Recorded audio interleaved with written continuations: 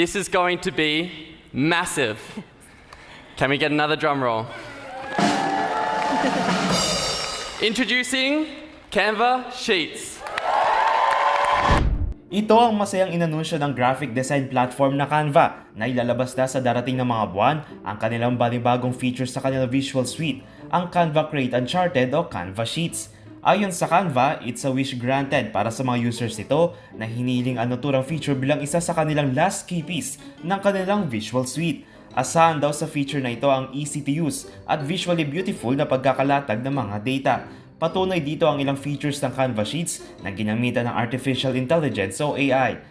Halimbawa na lang ang Magic Insights, Magic Formulas at pagsama ng Canva Sheets at Magic Studio na mas magpapadali raw sa iyong mga gagawin kumpara sa mga traditional spreadsheets.